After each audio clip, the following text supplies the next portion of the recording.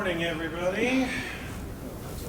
I'm David Fullerton. I'm one of the training co-chairs for the Minnesota Community Corrections Association, who is putting on today's training. A couple housekeeping pieces for those who haven't been here before, which is many of you, but we have food and coffee and drinks and everything right there. Bathrooms down the hall, first door on the right. You don't need a badge to get to the bathroom. For reasons unknown, you need a badge to get from the bathroom. Badges are on the back table over there. Feel free to grab one as you need. We're going to go 9 to noon is when we're scheduled for. However long Rachel goes is how long she goes. We'll take a break around 10:30. So today we have fetal alcohol spectrum disorder or disease? Disorder. And today's presenter is Rachel Teedy, who is with the Pathways Counseling Service and is a counselor there. She's also an old hand speaking here. So take it away, Rachel. Thank you. Thank you. How are you guys? Good. I see a lot of familiar faces, which is, it's falling apart on me again, but that's okay. Which is fun. So I'm Rachel Teedy. Like he said, I do work at Pathways Counseling Center. I've been there for a while doing all kinds of different things. I also teach at Hamline and Concordia universities and do a lot of presenting. One of the big topics I present about is FASD. How familiar are you guys with FASD? Kind of, a little, not at all. This is your first time hearing about it? A little? Okay. I just want to make sure because I go into some basic stuff and I don't want to bore you if you've heard that 1,000 times, but I will go into some of the basics so we get introduced to it. All right. A little bit about me in case you care.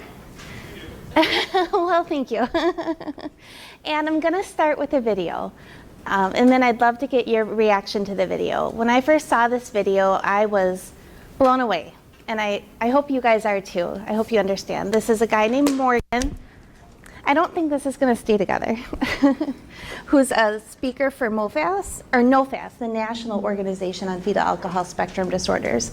And he talks very articulately on his disabilities and how they impact him. So.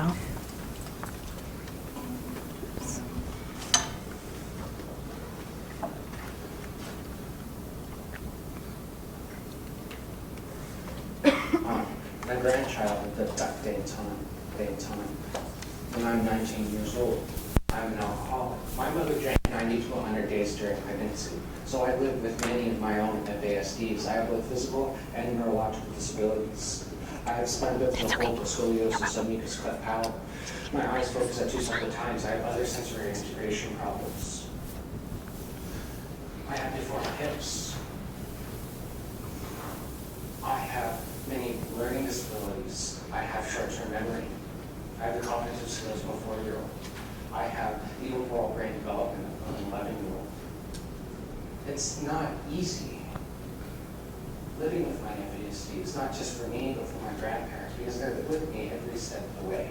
They're my external brain. They work with me, and they help me be successful. I had no clue that I was struggling because parts of my brain didn't develop. I was struggling because my body didn't develop right. So I simply felt stupid. But the more I read, the more I realized I wasn't stupid. The more I read, the more I understood why I did or didn't think in certain ways, why I did or didn't understand certain subjects. And that was huge. It was like 1,000 pounds was lifted off my shoulders. I can't tell you how many times people said to me, well, I don't want to label my child. We don't want to have a diagnosis because that's just going to be saying that they have a problem. Well, denial doesn't help, but acceptance and knowing that you have a disability where you lie not only brings relief, but it also gives you a base of where you need help. All right, well, I pull up this. Do you guys have some thoughts on Morgan?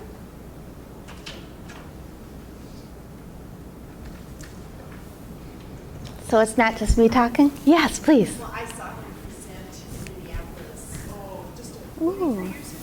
Okay. I don't know if you were aware of that. No? Yeah. I know it's travel speaking. Yeah, it was fascinating, and it was a very small gathering, and he played his flutes in between, and he explained how that helped him develop his math skills.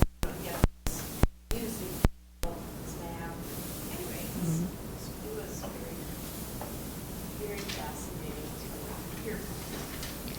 Excellent. That's good to hear. I know music is a big part of his life, and I know he does travel speaking. I'm glad you got that opportunity.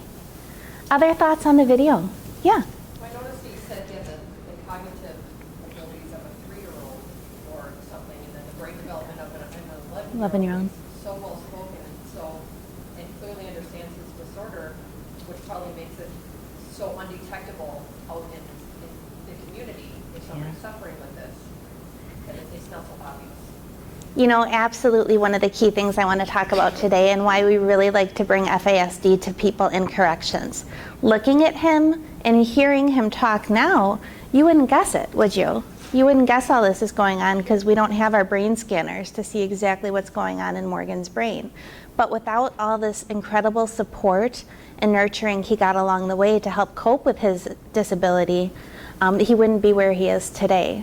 So, yeah. No, please, go ahead. That's powerful because oftentimes, like we said, people like maybe dealing with FAS or mental health issues feel ashamed and they won't even go towards getting help.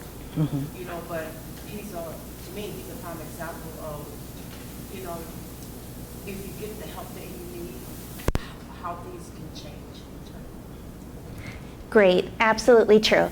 I'm actually currently working with a mom whose son is 15 and he has Asperger's, or now I guess we'd say autism level 1. But there's definitely something going on for this kid. She refuses to get an official diagnosis because he wanted to be a pilot when he was little. If I get him diagnosed with autism, Rachel, there's no way he'll be able to be a pilot. Well, right now he's not going to graduate high school. It looks like he's going to drop out as soon as he can. So where do we, you know, it's tricky waters to navigate and it's tough to kind of tiptoe around because yes, I understand your concerns. We don't want to label, we don't want to, you know, do all these things that might detriment our kids' future, but we have to give them the tools to succeed, to be able to get through. And without those tools, it can be a tough story. So thank you for bringing that up. Yeah. You know, the other barrier I see with this is not only within American culture, but within the criminal justice system and what that looks like. And, you know, dealing with the guys within the department and encouraging them to talk about these issues and look at them and that tough guy facade of, nope, you're not going to label me, nope, I'm just going to act out. I don't want to be called stupid, and trying to educate them on that piece of what, you know, some of that criminal thinking is telling them versus what's really going on, and to have that level of self-awareness is just amazing and, you know, really benefits the guys once they take that step back and really can start saying like, oh wow, it isn't just me, like there is something else. So it helps kind of give some of that, you know, like you said, like, oh, the weight's off my shoulders. I'm not dumb, I'm not whatever. So Absolutely. When we can bring that and then understand this is what's going on with me. And in prisons, it can be a tough place to admit that kind of vulnerability or that kind of disability. So to be able to find safe ways for people to come out with that can be very empowering and help them be more successful in prison and when they are released to the community. Yeah. well, and another barrier that I see is the lack of actual testing for it. So it's so frustrating when I'm banging my head against the wall because I know that there's so much more going on, but we don't have the resources within the department to, you know, refer them somewhere. They're not going to pay for it a lot of the times. You know, it's like what can we do to bring more awareness and get more diagnosis done so that we can actually help these guys? It gets frustrating. Oh, yes. And one of the biggest things that we talk about when we're talking about FASD is the struggles to get people diagnosed, because it is really hard to get a diagnosis. We have to know mom drink.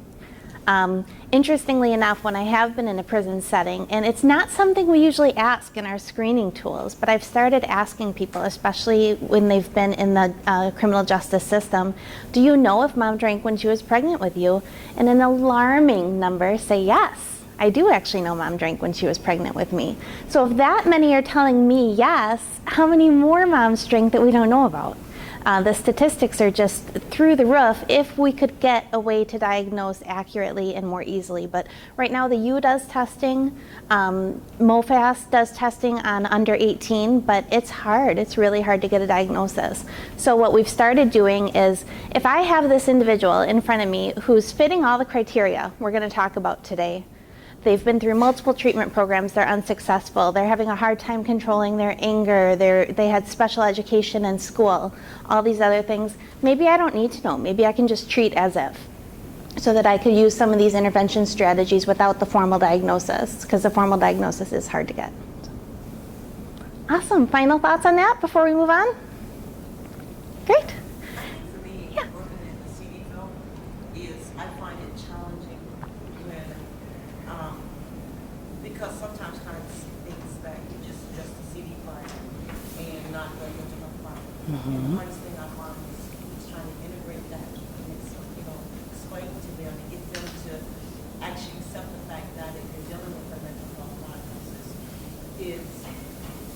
it's more beneficial to treat both of those at the same time. So it doesn't make sense that you become completely blind and not deal with the mental health diagnosis. So sometimes I find that really challenging. Well said. Very well said. When we're looking, and we're going to get into statistics in just a few minutes, the rates of mental health disorders and chemical dependency issues is through the roof.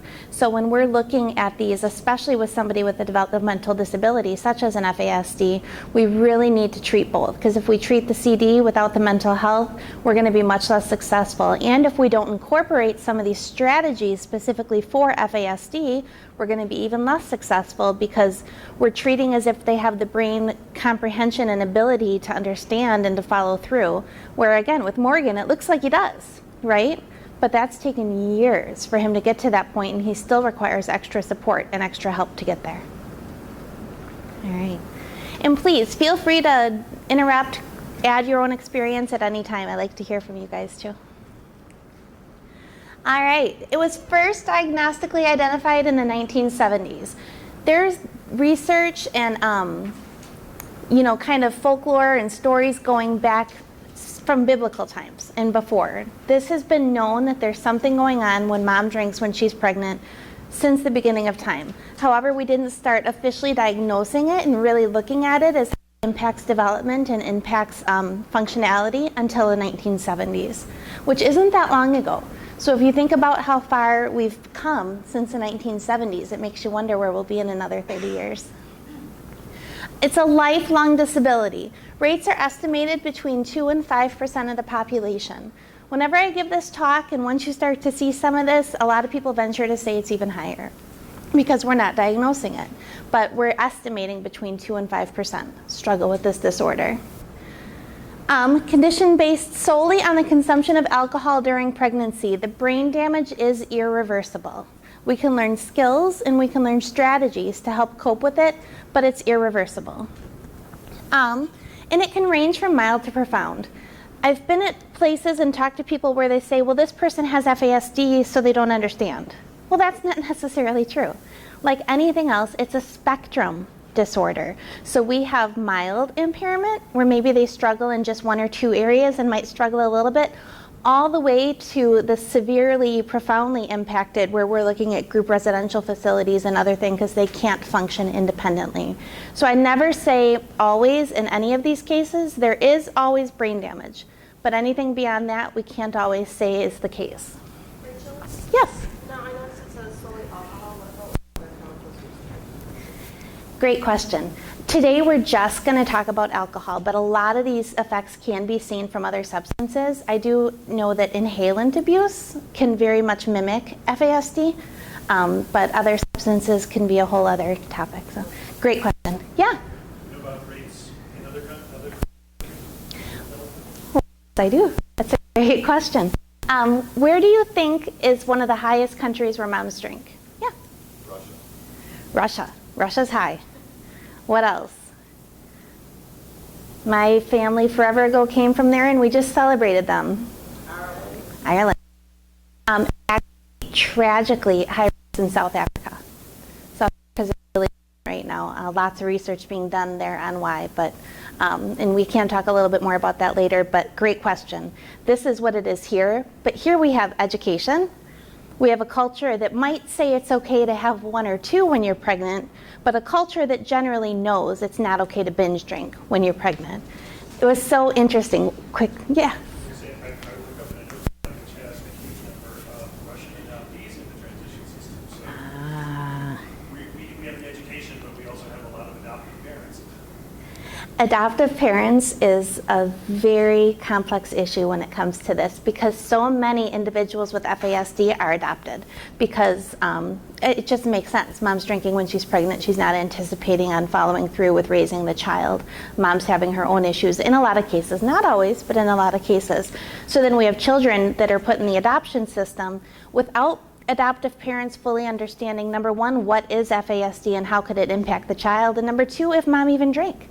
It's not always disclosed, so we don't know. So it's a very big problem coming through the adoption system, and actually Lois Bickford talks a lot about that because she adopted 2 girls. They were told there's nothing wrong, everything's fine, and then very young they were diagnosed with FASD, but this was back in the 70s when nobody really knew what it was or how it was going to impact. And she tells a great story about how both of her daughters are severely impacted every day because of their FASD. Great question. The other point, talking about our culture and how we know that it's not okay to drink when you were pregnant. I was working in a group therapy and for MICD. And one of the women said, you know, my son has FASD. I drank when I was pregnant. I didn't know I was pregnant until I was 5 months pregnant. And then I had my last drink that night and I stopped, but I was 5 months pregnant, so it was too late. Another girl in the group said, I can't believe you did that.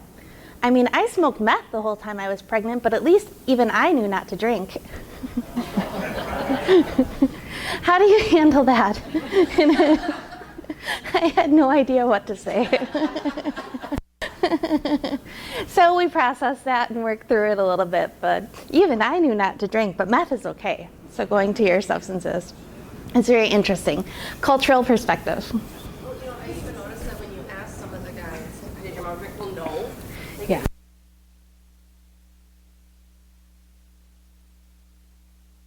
The offensive question. What do you mean? What's wrong with me that you see that makes you think that mom might have drank when she was pregnant with me? But talking about other substances can take away some of that stigma. There is definitely something about drinking. So, great point. All right, so what is it? Let's get into some of the basics. It is a spectrum disorder. We have fetal alcohol syndrome. This is where we have the facial features that you're going to see in just a little bit. Partial, you're seeing some effects. Alcohol-related birth defects and alcohol-related neurodevelopmental disorder. All of these fit under the umbrella of FASD. What happens when mom's pregnant? We probably have a lot of parents in the room. You're pregnant for 9 months, right? A lot of times when we're looking at FASD, people think of the facial features. I even had in a prison group somebody say, well, I knew mom drank, but I didn't think I had it because I thought you had to have the facial features. Well, the face is only developing in a very short period during gestation, right? But what's developing the whole time? The brain. The brain develops the entire time. So these other outside effects that we can see that make it more obvious to us are only if mom drank to an excess during these points of development. But the brain is always impacted. All right.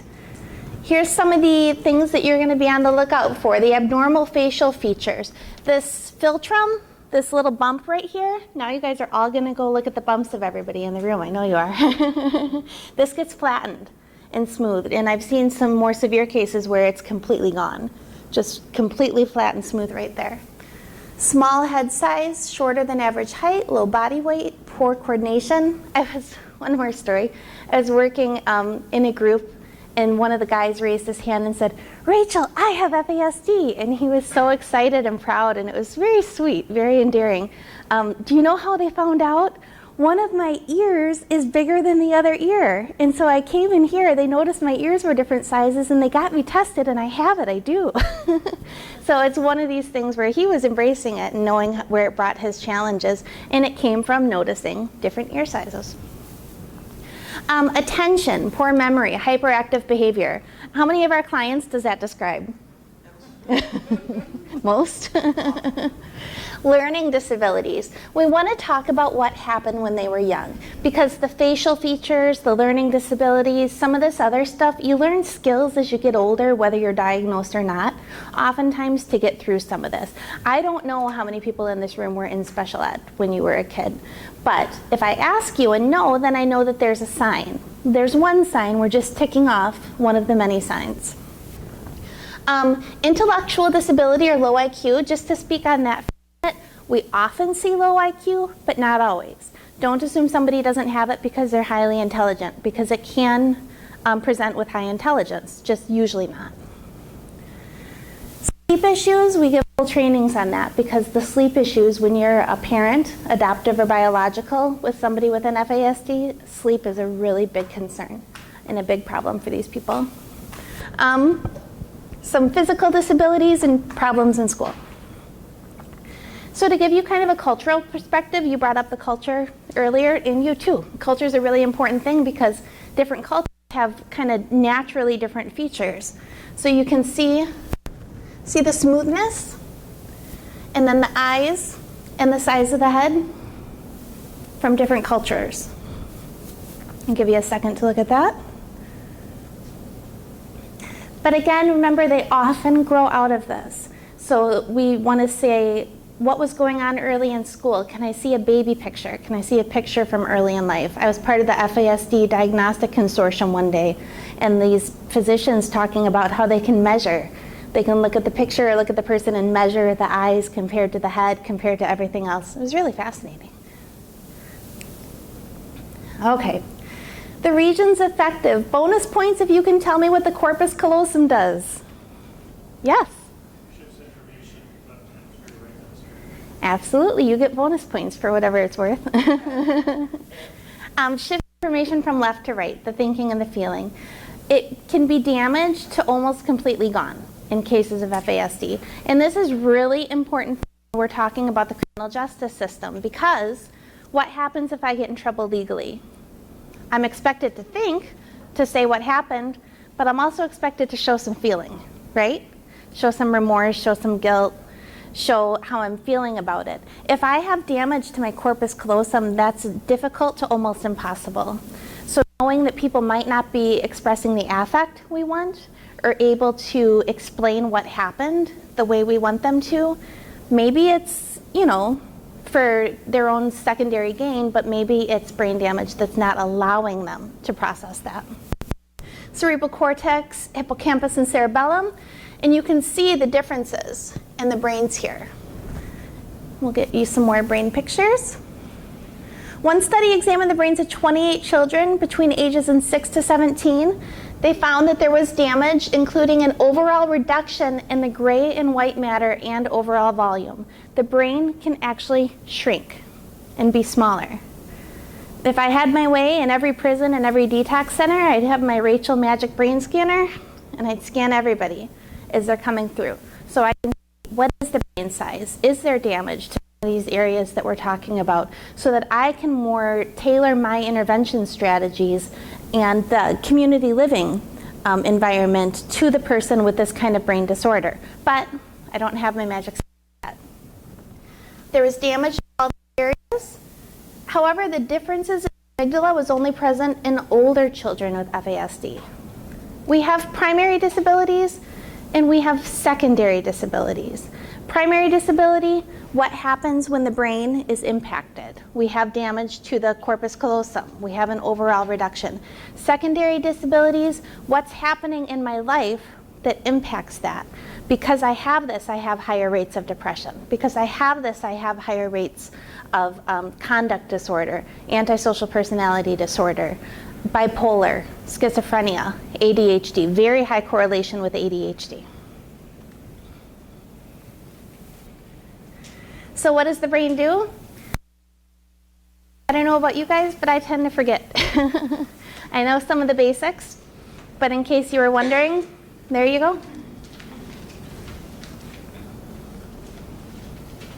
Hippocampus we talked about with damage, memory, learning, emotion. Some really key factors when we're looking at a criminal justice population. We also talked about the corpus callosum, we already mentioned that. Cerebellum, coordination and balance. You saw in our earlier slide about some of the features where there is some of that clumsiness that can come out. That can be the brain. One of the most alarming pictures I show, but it really speaks volumes to me.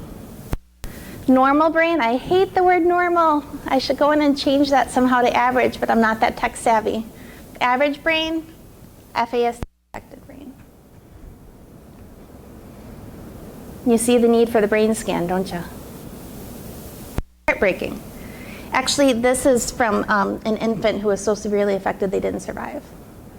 That was that brain, but shows in severe cases what can happen. And then there's a whole spectrum between there and there.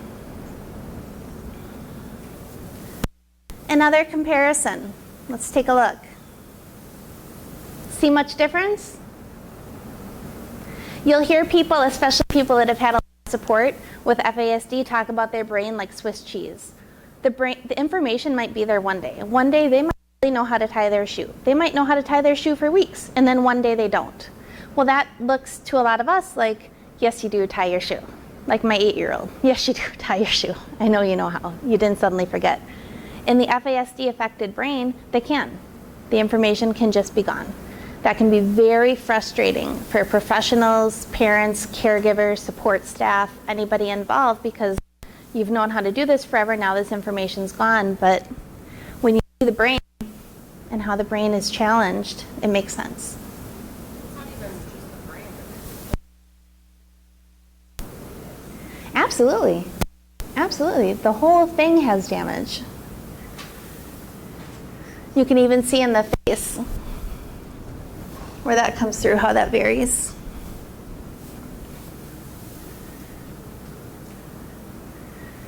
Corpus callosum abnormalities. Again, I put this in especially for corrections because it's very important when we're dealing with corrections. Here we have what it should look like.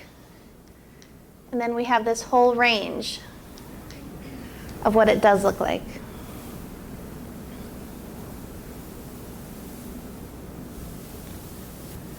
Oops.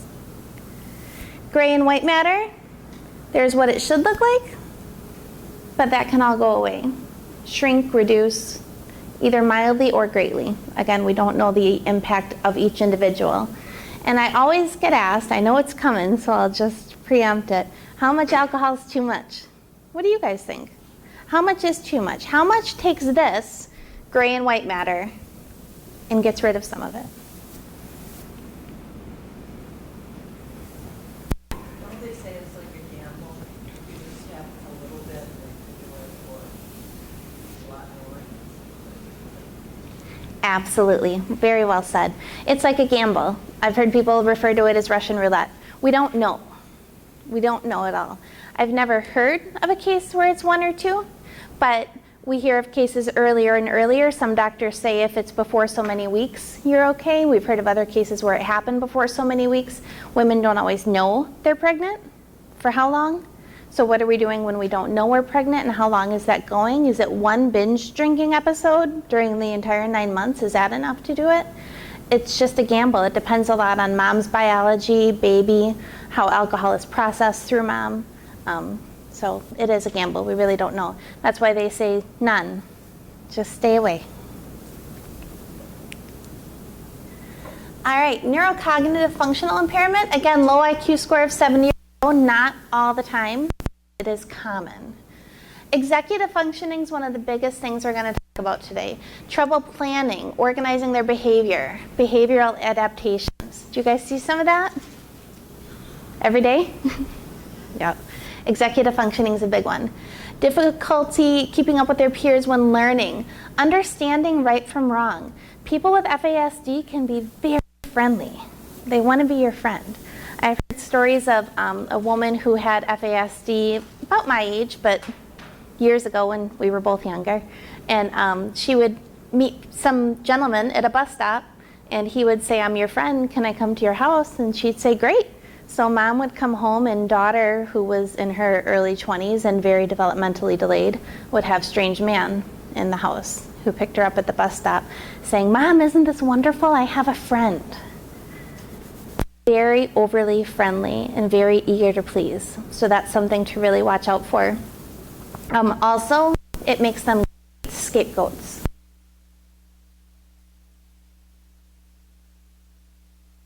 Who they could along with them who would never turn them in because they want to be their friend. So it's a really important thing to watch for with this population. How involved were they? How much did they know? How much did they understand the consequences or potential consequences of the behavior? Trouble remembering new information. Do we have any probation officers here? We have some probation officers. How many times do you hear, "I'm sorry I missed my probation meeting, I completely forgot"? Every day. Every single day, right? Maybe they forgot, maybe they really did forget. But we do have certain rules that we have to try to follow, one of which is probation, and one general rule of probation is you got to show up to your probation meetings. So what do we do if we have someone who has or might maybe have an FASD, maybe we suspect it? How do we get around some of that, or can we?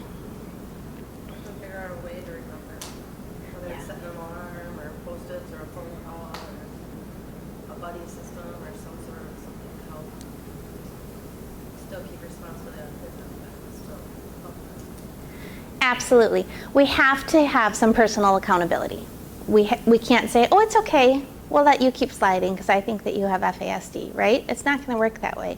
But we do have other things that we can help with that, whether it be phone alarms, having somebody remind them, having somebody bring them, a parent, guardian, caretaker, friend who's higher functioning, spouse sometimes.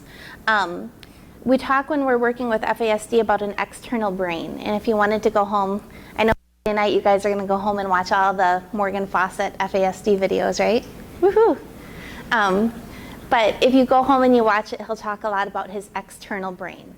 And lots of times people will use like a journal or a notebook that they keep with them to help keep track of information. A parent, guardian, friend, spouse, somebody that can help them remember the information, because it might be there and it might not. I've heard stories with the external brain, take like emotional regulation, for example. And I don't remember what to do when I get upset, so I keep getting really upset, and when I get really upset, I act out and it's bad news.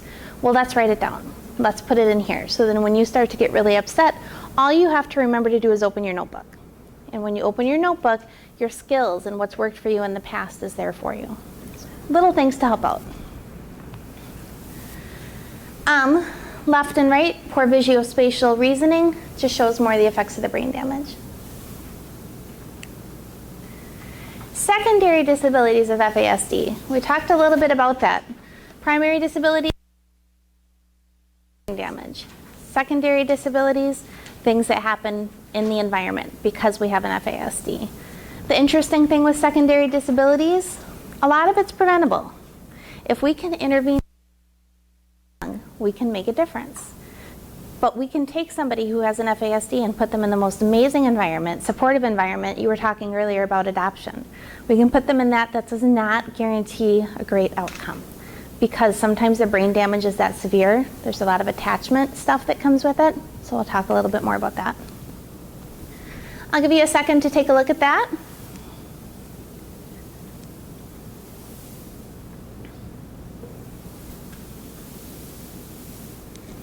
Your comments before I go into mine? See what you think before I tell you what I think? Yeah? Where it says inappropriate, like predatory behavior or like fetishes and things like that? Great question. And I'm proud of you for asking that, because that's when people kind of tend to skip over, where it's hard to talk about sex, especially when we're talking about people with developmental delays. But it's one of the key points I always try to bring across. Other comments, sexual behavior, before I go into my little 2 cents.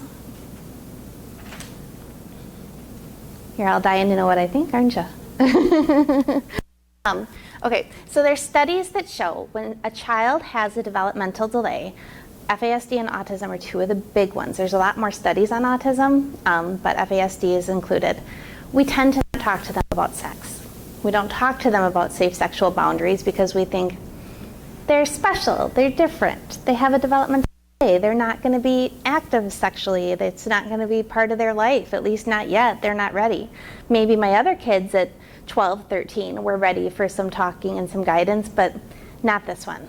So we don't talk to them. When we have an individual with an FASD who's 25, I don't know how old Morgan was in the video. I don't think he said, did he? 19. Thank you. You guys are good. I've seen it about 80 times. Okay, so take somebody who's 19. Abilities of an 11-year-old. It's not uncommon to see about half. So if I'm 30, I'm not, but if I was 30, I'd be around 15, right?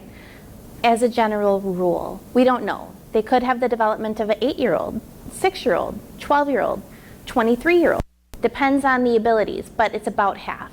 So if I'm 30, but I have the development and the abilities of a 15-year-old, who's cool to hang out with? 15-year-olds, not 30-year-olds. I don't get them. They make no sense. And then people aren't talking to me about sexual boundaries, or maybe they are, and my brain damage doesn't make it possible for me to remember or truly understand the consequences of my actions. So then we get some of the predatory behaviors coming in. Oftentimes, and it's not an excuse, please don't think I'm coming across as an excuse, but oftentimes not really understanding that it is predatory or damaging to the victim, but what the brain kind of comprehends for the individual at that time. Make sense? So, just tell people, no matter what their developmental disability, the hormones are still there. The desire is very often still there, and even if it's not, better to err on the side of caution. Talk to them, explain to them appropriate sexual boundaries and what that means. Okay? Great. Could you guys hear that in the back? Also makes them more prone to be victims. And that's absolutely true. I've seen rates for FASD as high as 2 to 3 times more likely than other people to be victims of abuse, especially sexual abuse, especially in female individuals with an FASD. I don't think I've worked with an individual who's a female with an FASD who has not been sexually abused. Very sad. Yeah? Also in the correctional system, they're marked. In the correction system, they're marks. You said extortion? Anything. Yes. Extortion, all kinds of different things. You can see who's kind of the easier mark, especially like we said earlier, the more complex. So it definitely puts them at higher risk of becoming a perpetrator as well as a victim. Thank you for bringing that up. What do you guys think of mental health psychiatric problems, 94%? It's real high. It is really high, isn't it? We're saying almost always you are guaranteed you're going to have some kind of mental health or psychiatric problem. I would venture to say it's even higher than 94%. And a lot of people I know who work with FASD say, yeah, higher. It's, like I said, a lot of ADHD, lots of schizophrenia, lots of bipolar, depression, other things that are going to impact their functioning in addition to the FASD that's already impacting functioning. Involvement in the criminal justice system, 42%. That's the ones we know about. Right? Do you guys think that's higher if we could go in and absolutely know everybody who has FASD? I would be absolutely shocked if that wasn't higher. School disruption, special ed. My first master's degree is in education. I come from a teaching background. I have the utmost respect for teachers, but you can only do so much. You're one person in a room of 28 kids, and you're expected to be able to teach to the lowest ability and the highest ability unless we can have a specific learning disorder that qualifies them for special ed. It's hard to get through educationally if you have issues. It's doubly hard if you have behavioral on top of it. Has anybody read the book, I'm going to give you all kinds of reading tonight, aren't I? Have anybody read the book Look Me in the Eyes by John Elder Robinson? Has anybody read the book or seen the movie Running with Scissors? Higher.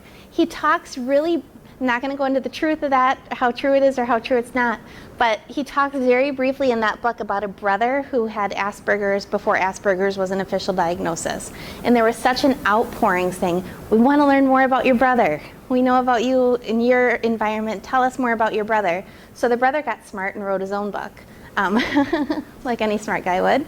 And he now travels. He was in Minnesota too a couple years ago. Somebody in one of my audiences had seen him speak.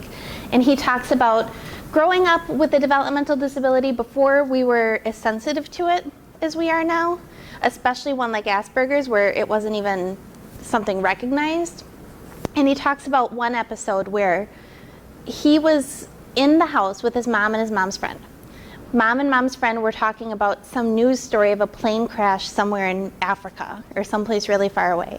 And the mom and the mom's friend were doing probably what most of us would do. That's really sad. I feel very bad for those people. That's really heartbreaking that somebody would have to endure that. He got a big smile on his face. So the mom's friend said, "You're a psychopath. What is wrong with you?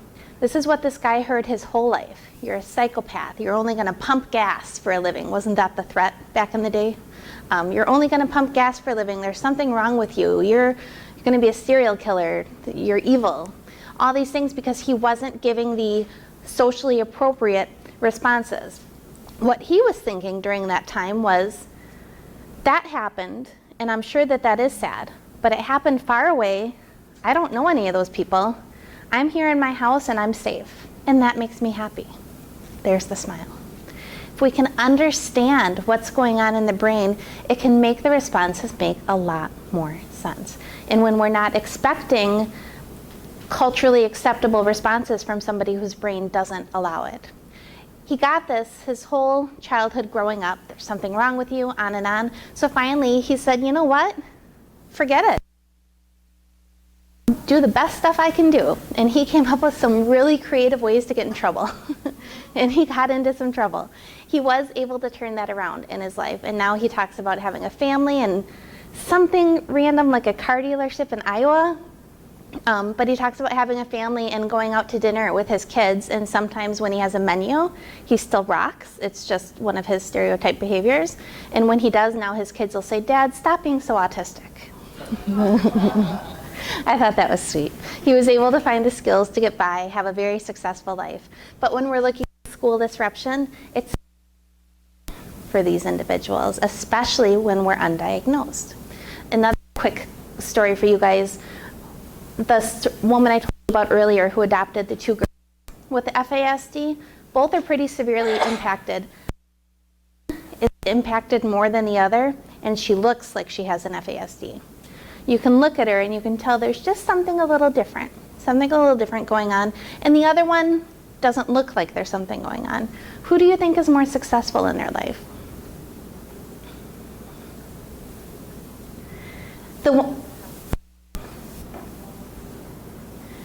I'm hearing both sides. It's a really tough question.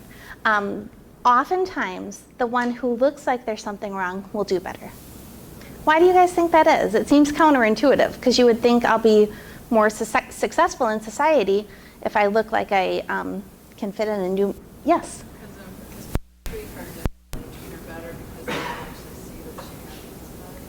Absolutely. Societal expectations. When you look at Morgan, he looks like a very nice, highly functioning young man. We don't expect him to have so many issues and so many struggles. Where if we can see that there's something going on, our expectations are different and the services we put in place. The one who you don't see any facial features is trying to live independently and really struggling a lot. Whereas the one who has the facial features is in supportive group housing. She has staff that help her out, and it makes a big difference. Problems with yes. I was going to say that 85 is dipped low by about 14 points. That's the area I work in, is in the employment and supported out in the community piece. And everybody with that data is like, I haven't heard of anybody with anything below very low, very, very mild FAS who hasn't had one of their inability issues. What do you guys think? Yeah, I agree. It's really difficult. And part of it is we have this magic thing in society where when you turn 18 or even 16 in some cases, you're supposed to be able to go out and function and get a full-time job and maintain an apartment and go to college and do all these things. Well, if I have an FASD, diagnosed or undiagnosed, I'm 18 on the inside, I'm really 9, 10, 11. I have a 10-year-old son. I don't think I'd want to give him his own apartment, right? He's very mature and responsible, but not to that extent. It's different developments for different times. And then even when we do reach that point, say we're 50, so really we're more 25, 30, maybe we've even caught up to have the development of a 40-year-old, we still have that brain damage, and we still have this dysfunction that's going to make it very difficult. Sheltered employment, group living facilities can all be very, very helpful. Yeah? Struggles, I'm working with that population somewhat, but also somebody the mental illness. Unlike, say, a diagnosed dyslexia or learning disability or ADD, you get a certain continuity. And like there's always going to be this problem. And so you can extrapolate where that's going to get in the way. With an FAS or a DD diagnosis, they may be great on this little piece and think, well, then these other two should be great too. Well, no, not necessarily. You've got to test all those other two. So every single piece has to be tested out to see, does this work for you or not? They can't make any assumptions based solely on what else you've done. Absolutely. Where a very thorough neuropsych can come into play. You'll hear stories where maybe we have two individuals with FASD living together in a group facility and they want to go to the mall together. Well, one is really good at managing, absolutely not manage money. Both have FASD, differing abilities with the FASD. The other is, one of them is really good at crossing the street safely, looking both ways, can navigate the bus system where the other one doesn't. Well, let's pair these two together because one can get them there and the other one can help them manage the money once they get there. There's no assumption, great point, of what their ability or struggles might be because of an FASD, because it can be all over the board.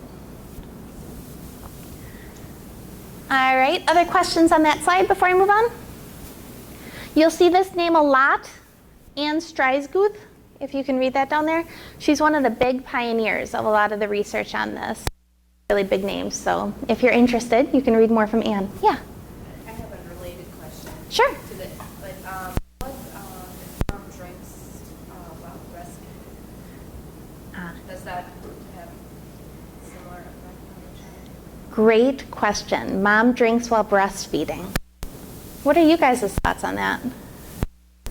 You guys' that's a good word. Nice and professional. I find that very disturbing because I think that little brain is still at such a critical stage developing, and everything you intake is going into your milk.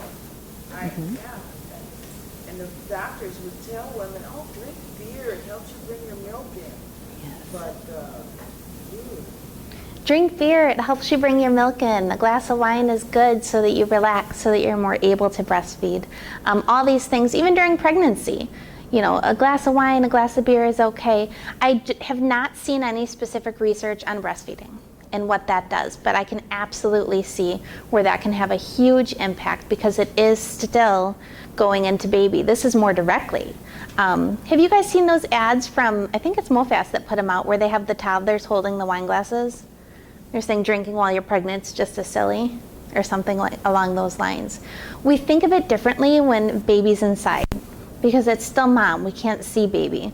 Where we think of it a little differently once they're out, but then breastfeeding is a common issue. We're drinking when we're breastfeeding, and how is that impacting? It will have some impact, but I don't have actual data in this to support how much is okay or how much damage will it do. Great question.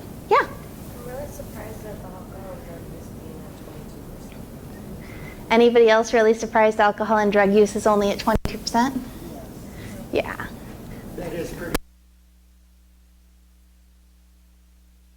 It's hard to get appropriate research in this. That's a great point. Thank you for that. The past year, I've been inquiring of people and doing evaluations with, and those that suspect or are certain is closer to 85. I believe 85. Alcohol and drug services. Yeah. I firmly believe 85. And I believe if we, again, knew everybody who has an FASD, it could even be higher than 85%.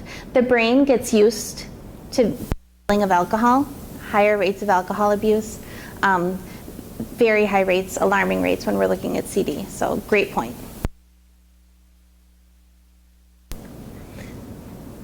All right, a little embarrassing confession. Does anybody else here? Well, did you? It's gone now. Watch the show Drop Dead Diva. I'm the only one. Awesome. I'm usually not the only one. You?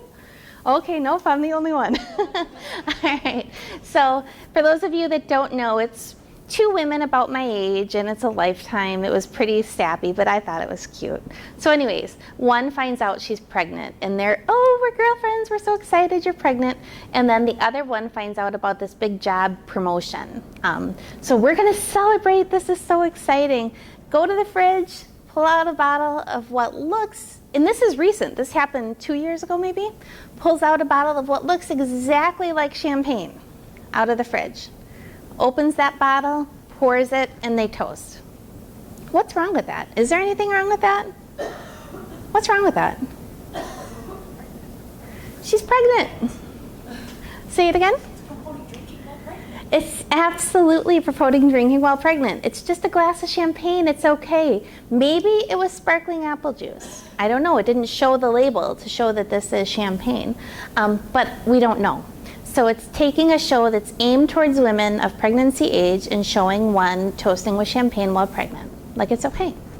So, societal expectations. All right, here's another graph for those of you that prefer to see it that way. Primary domains affected by alcohol exposure. So a little bit more on this. We talked about the achievement, adaptive behavior, how they communicate, their social skills. Social skills are very complicated, and they come pretty natural for a lot of us.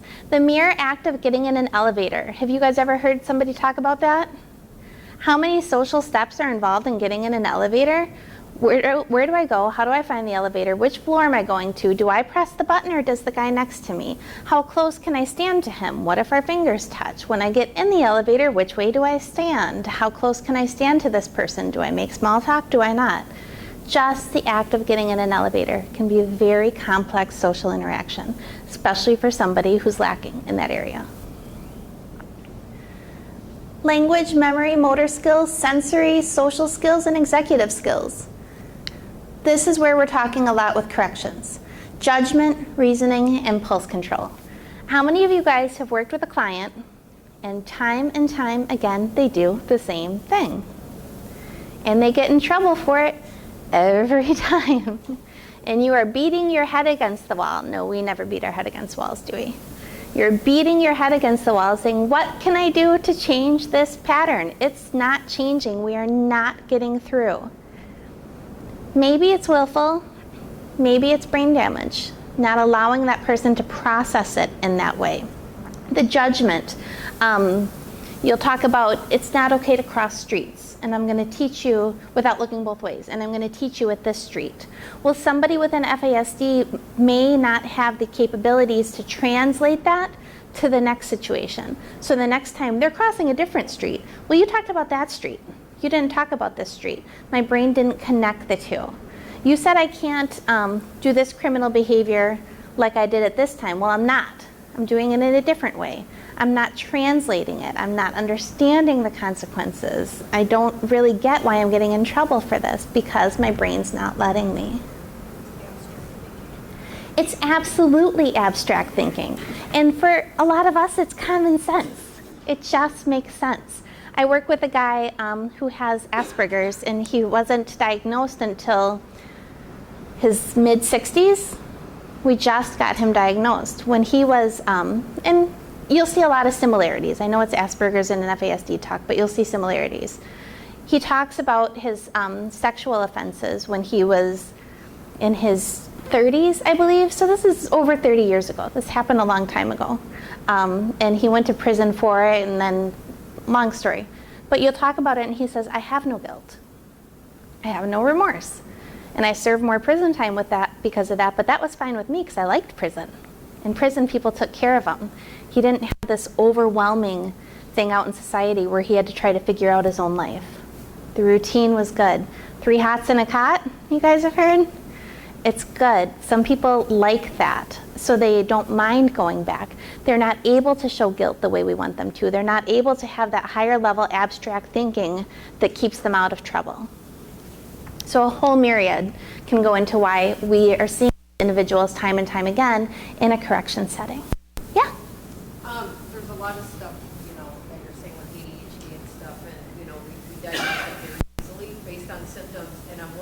is that more co-occurring, or is it more likely a misdiagnosis? And is treatment with amphetamines helping these people with FASD? Great question. When we are looking at ADHD, there is a co-occurrence of ADHD and FASD, but there is also a very strong prevalence of, I know what ADHD is, and I know what autism is, and I know, especially ADHD, that's a big one, so I'm gonna slap that label on because that makes sense to me. We're not taught a lot about FASD. I've gone through school for counseling and education, brought up maybe twice the whole time. And you only know what you know. I'm not doing this to point fingers. You only know what you know. And we can't possibly be taught about everything. So that's where I give a big kudos for you guys for coming today on this beautiful Friday, because you want to learn about this so that you can better handle these situations. So we have ADHD that does co-occur.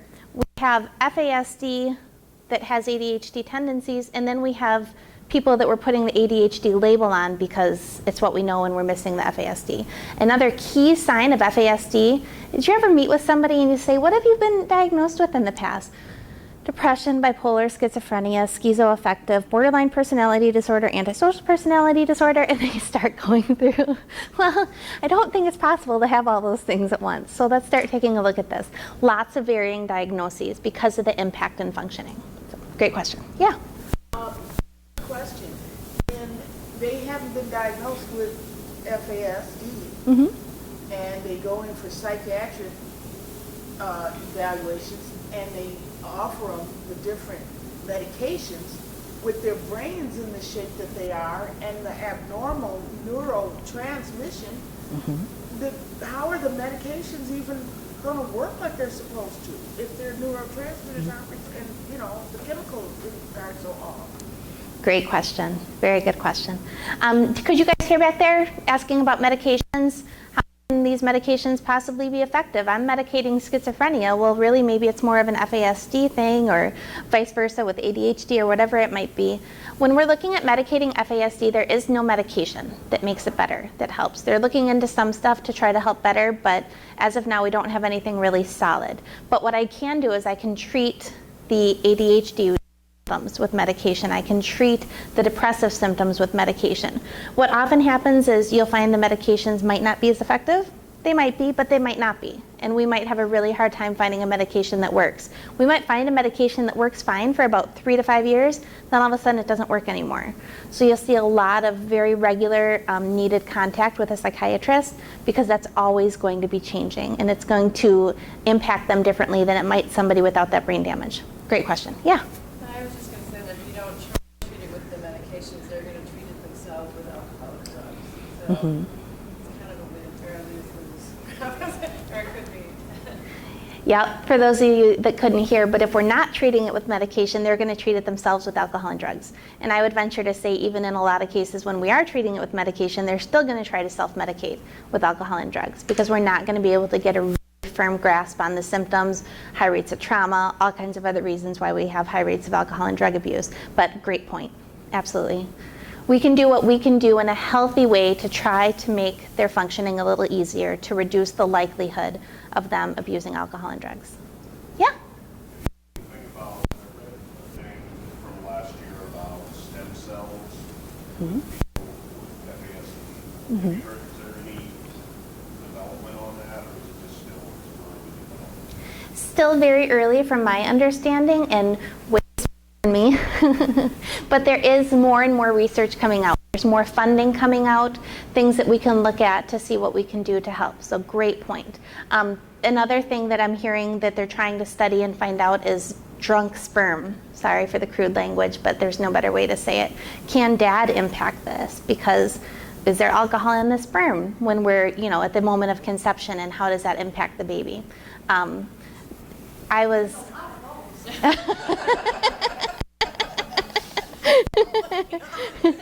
You're right. There is a lot of those. I was at, see, I'm doing all kinds of embarrassing confessions today. I was at an adult establishment in Kentucky. I was actually at several. And when you are at a bar in Kentucky, there's a law that there has to be a sign that says, have you guys seen these? if you are pregnant or think you might become pregnant, refrain from alcohol because it has the like the warning on the smoking labels, they have that warning in bars.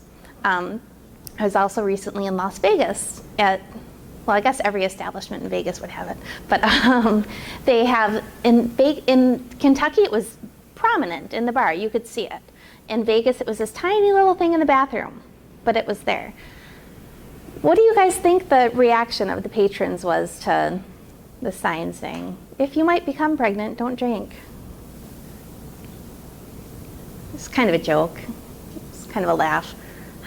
Well, you know, all kinds of comments that were along those lines of, you're in a bar, things happen. Over half of pregnancies are unplanned. You know, we're oftentimes not planning on becoming pregnant. And speaking exactly to your point, sometimes even when we are, we're not talking about what happens at conception and that early, or what kind of contribution dad could have. So, great point. What about the fetal development of the female and the ovaries and all of that stuff? If there's the fetal development of the alcohol going on there, that child then grows up and has children. What is that effect? Great point. A female that has FASD going on, I haven't seen specific stuff on reproductive organs in the female, but you do see higher rates of alcohol abuse.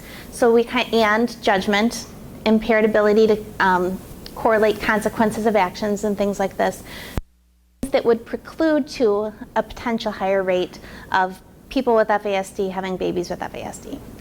The woman I was talking about earlier with the 2 daughters has the one daughter who's out functioning, living her own life, and has a daughter who grandma swears has FASD. But mom says, no, I would never do that to my baby. But mom has a strong, you know, alcohol addiction, and grandma just thinks that mom's not being truthful. So how do we diagnose that? Where do we get around that? Is it a developmental delay, or is it alcohol and we're not knowing it because of this cycle that we talked about with mom? Great point. So I did think it is encouraging that we are trying to get education out there, even in our drinking establishments, so that people can understand, hey, just pay attention. You can laugh at it if you want because it's a sign in a bar talking about not drinking, but just know that it does have an impact. Invisible disabilities. I'll let you read through that for a minute.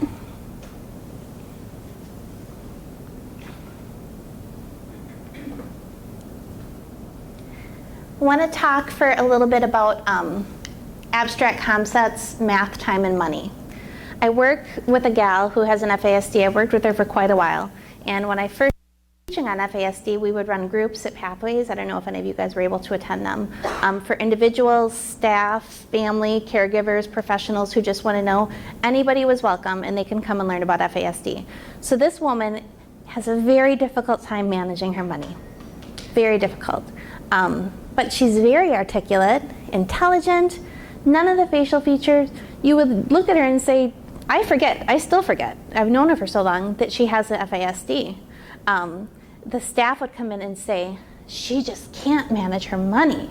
How are we gonna get this girl? I just give up with her. She's just doing it intentional. I'm over it, I'm done. And they were very frustrated.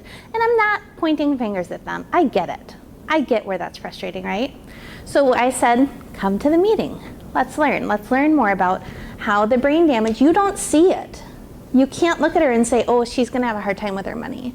You can't tell, but when we know what's going on with the brain, she was officially diagnosed at birth. We know mom drank extensively when she was pregnant. Maybe you'll understand. And then staff sat there the whole time on their phone during my talk.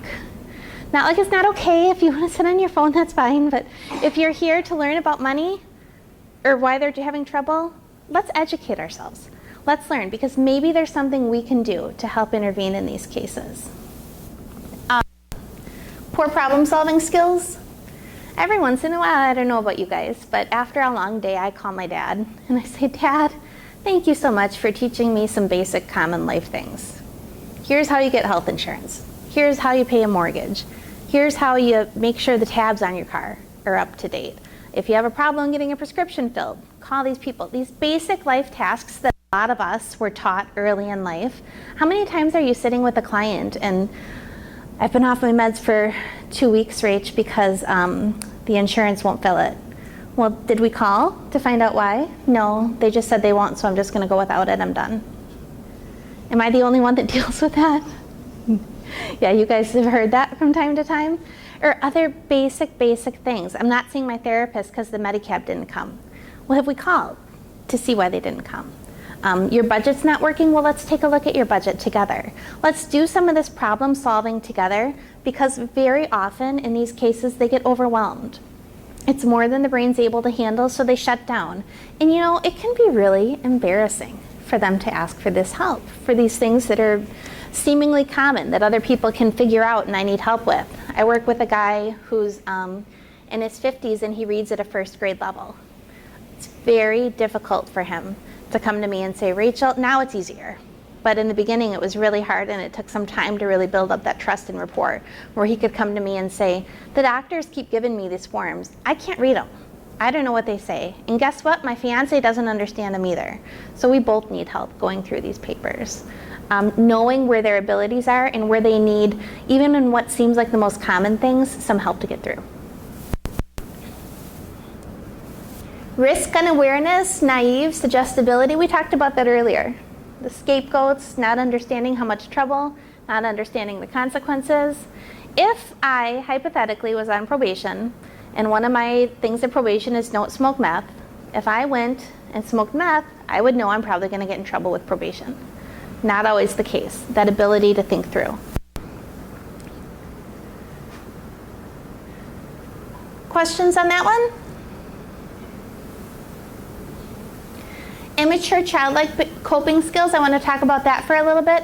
We see a lot of aggressiveness, a lot of anger. Worked with a guy who actually through our groups, I said in one of the regular groups I teach, if you think mom drank when she was pregnant, raise your hand. And he raised his hand. I know she did. She tells me all the time.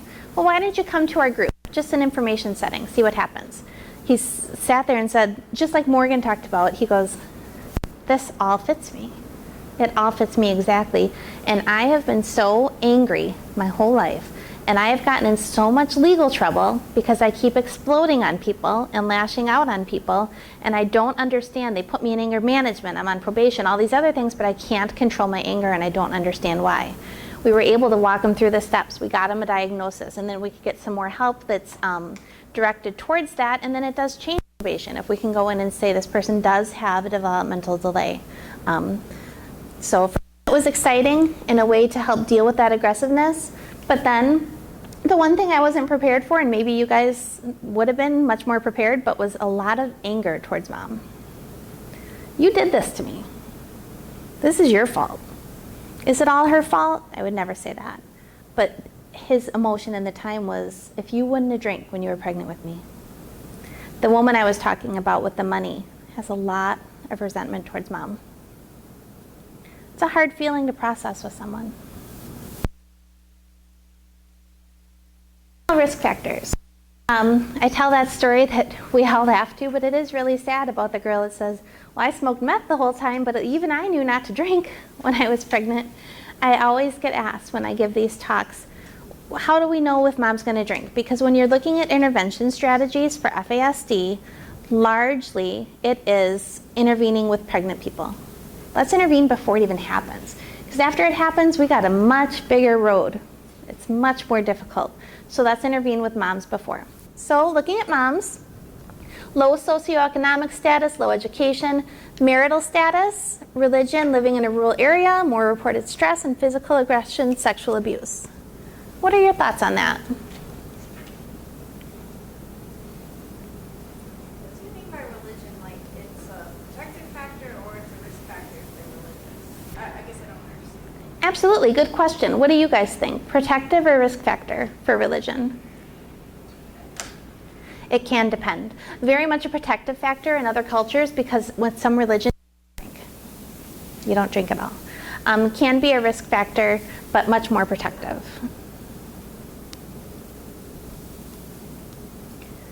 What do you guys think of marital status? That one kind of shocked me. I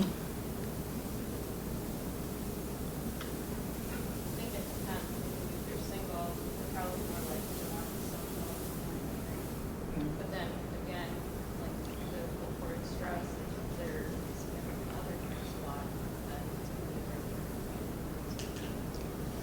Great, very well said. I couldn't have said it better. Young, we look at age, low educational level, not a lot of money. I'm young, I'm pregnant, I'm alone. I still want to. I worked with a woman, twins.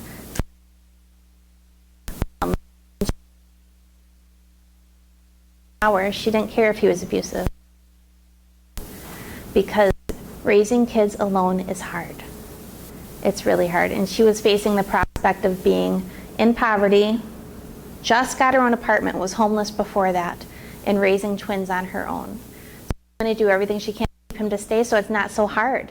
Doing it alone creates stress, a lot of stress. However, being in a relationship that has things, domestic violence, abuse, high alcohol from the male involved in the relationship, can absolutely lead to higher rates of drinking because of a sense of hopelessness. The alcohol's there, he's drinking, he's not being supportive, all these other factors that come into play. Make sense? Other thoughts on that? Okay, so there's some on Mom for you. Another study, we talked a little bit about South Africa earlier. 73% of women continue drinking at hazardous levels after pregnancy recognition. 73%. This study was in 2014. In today's day and age, it's hard to imagine, but it's happening right now. 64% reported trauma, whether it be childhood or recent. So trauma, pregnant, I'm going to keep drinking, and I'm going to keep drinking a lot. Drinking before pregnancy was a predictor of drinking after pregnancy recognition. Childhood abuse was a moderator. More childhood abuse, more likely to drink. Less childhood abuse, less likely to drink. Women with trauma histories reported higher levels of drinking, even if they were light drinkers before they knew they were pregnant. I want to give you just a few seconds, and I want to hear your thoughts. I'm drinking a little bit. I've had a pretty traumatic upbringing. I'm a woman in South Africa. Now I'm pregnant. I'm going to start drinking more. Thoughts? Yeah? Was there somebody else? Raise them high, I'm blind. I was just going to say with alcohol, sometimes it's not always a choice, but it's just a progression. With alcoholism? Yeah. It can absolutely be a progression going into it. I started like this and it's going to get harder. Now I've got more stress, I've got a baby, and other things that can contribute to that. Great point. Yeah? In 2003, I had the opportunity to visit South Africa with a group of chemical health specialists. Wow. And it was amazing because they have the wine vineyards, and it was almost, they were huge, you know, and they were many. And they were just putting in place a law to keep the people who ran the vineyards from paying their workers with wine. Because, you know, it was just such a shock, culture shock, because it was almost like they were sharecroppers. They had houses on the vineyards, or, you know, little, you know, square boxes on the vineyards. And instead of giving them cash, they would give them the bad wine that couldn't be exported. And they would make more money selling the wine to people in other communities for the unlicensed social, you know, clubs and things. But then they would also just drink a lot of it. So they had to outlaw paying the workers with wine because fetal alcohol syndrome, alcoholism, domestic violence was so rampant and high on these, pretty much like plantations, on these vineyards. And it was devastating to hear the numbers and to see the outcomes, and it was generational, you know, but yeah, to get paid with alcohol instead of money. Great point. Could you guys hear all that? This different culture where we're getting paid with alcohol for our kind of sharecropping. It's a great way of saying it. Our sharecropping work that we're doing for individuals. And if I'm getting paid in alcohol, the alcohol's there. It's present. It's my payment. I might resell it to try to get money, but it's here. It's a very big part of the culture. And sure, kids drinking it, starting very young, and a lot of trauma on top of all that happening. Look also at Native American culture with the really high rates of alcoholism and the high prevalence of alcohol availability and social acceptability of extreme rates. So thank you for bringing that up. Great point. Other thoughts on that? Yeah. Fear. She went through trauma, she's now pregnant, what's going to happen to this baby? Is this baby going to have to go through everything I went through? Fear. I've had such a rough life. This is so hard for me here, and now I'm bringing another life into it. Yeah. And to add to that, you think a lot of these women are secretly hoping that they miscarry, and that's what increases their. Without a doubt, I firmly believe that. Secretly hoping they'll miscarry. Not ready to do this. Don't want to do it. Yeah. Hard. All right. So potential ethical concerns with screening. We'll go into this for a little while. I want to, number one, help the moms who are at high risk, right? And then I want to screen the babies.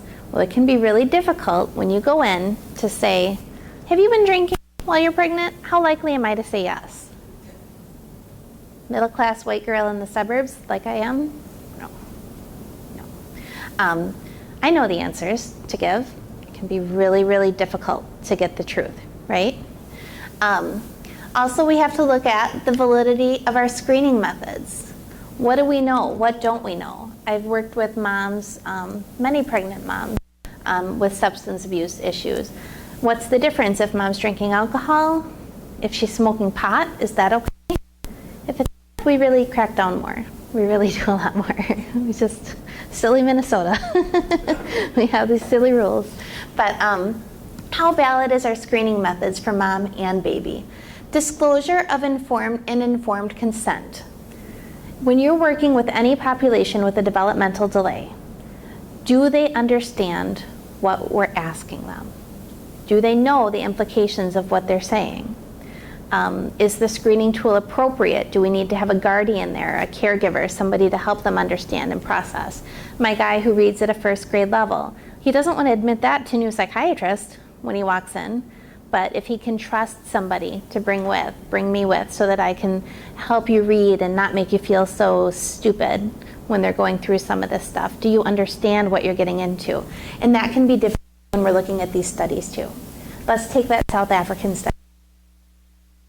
When we're in very high rates of trauma, in a very tough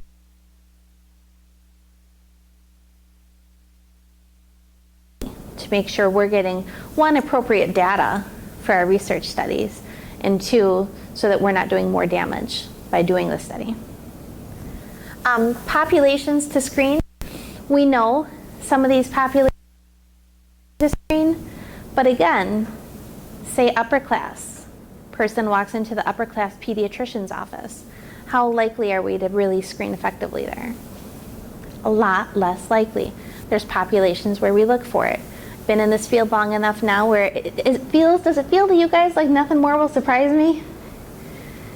You've seen it, you've heard it all because of the population you're working with. If we were working with different populations, it might be a different story.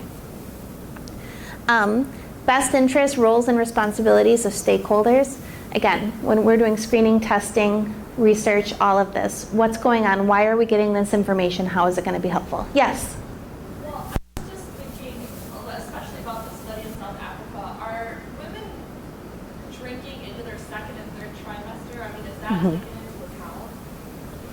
That's a great question. Are women drinking into their second and third trimester? Is it just a first trimester thing? Maybe once they start to show, maybe they didn't know they were pregnant, some of that. And that goes perfectly, I'm glad you brought that up, into this. How are we doing these studies? What are we looking at? What's the difference of the impact when we're drinking in the first trimester versus the third trimester? That one was all through pregnancy, but in all these studies it doesn't always say specifically. So great question. Yes? I feel like there's just, I got a baby, but I feel like there's a lack of screening for the mothers that are pregnant. I expected to go in and be, get a UA, get my urine tested every time I went in. And my doctor was telling me that that's not routine anymore. They don't do that every time. Only if they suspect something. Well,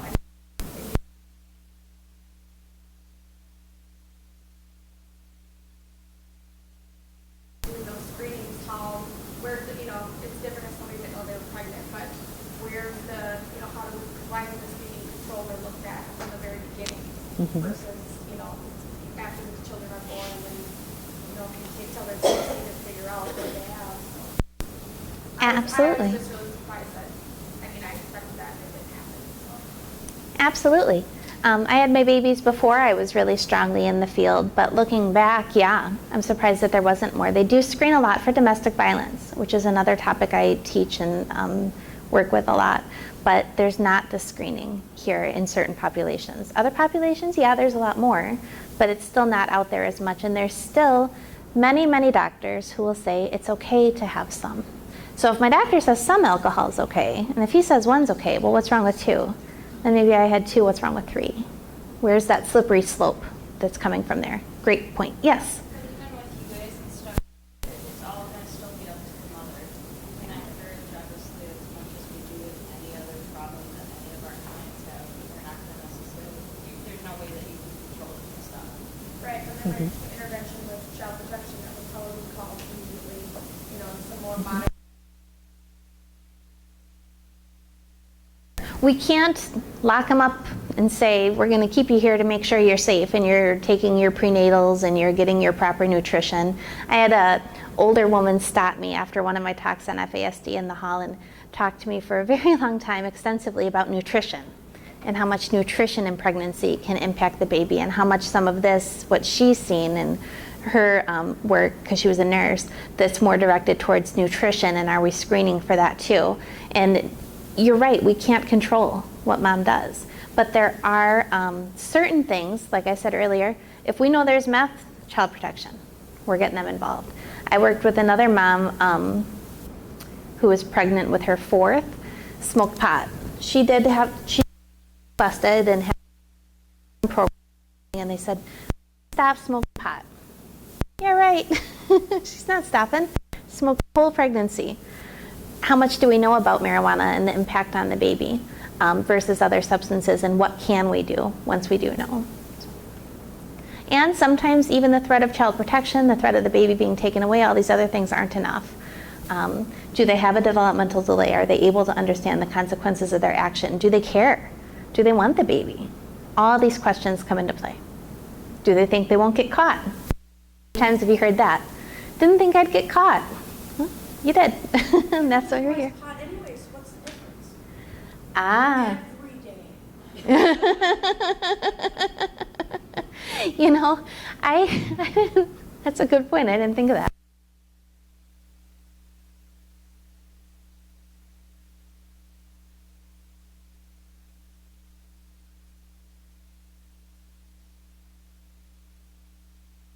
A social issue, one that we haven't seen as much of to this point. So. One that I find interesting is a coworker of mine. I do adult mental health rehabilitation, ARMS program. And one of my coworkers had a mother that, I don't know, was like kid 6 or 7 or something, and she was flagged for marijuana use. Baby comes, test the baby, she ends up CPS involvement, they both have to do testing and so on and so forth until they reach a certain level, and then CPS will go away. And so if they legalize this, what happens with that? Because then you really can't hold them accountable because it's legal. Which goes alcohol. Alcohol's legal. Yeah. So it's like Alcohol's legal too. Yeah. I haven't heard of intervention for alcohol during pregnancy as far as child serious interventions. And how does that work with when and if, I should say when and if this it will be at some point. So I like it off. No, you guys probably can't hear me. I get very quiet. Is that better? Yes, please.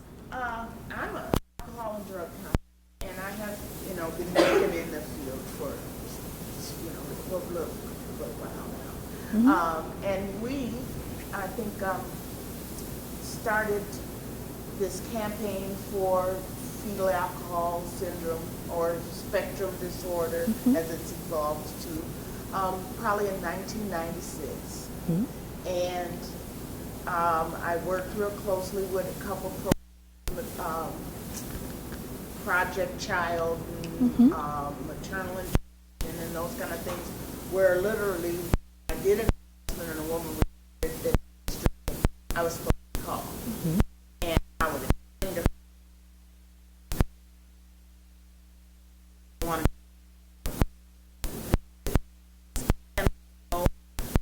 got support in the area if she thinks it's now. So I spent time just, studying and researching on, all the different kinds of drugs and how they affect the kids. But it was the alcohol was the one where the money went to help women stop drinking. And then, of course, crack cocaine. But intervention was specifically for alcohol. Usually, some other stuff, usually when it's all have a drink. Research is what I was wondering, how much new research. I knew I would tell women marijuana affected the reproductive organs, and it affected, the THC settles in the brain, and it affects the respiratory of the child. But that was all I really knew. And we couldn't force them into treatment for smoking marijuana. But yes,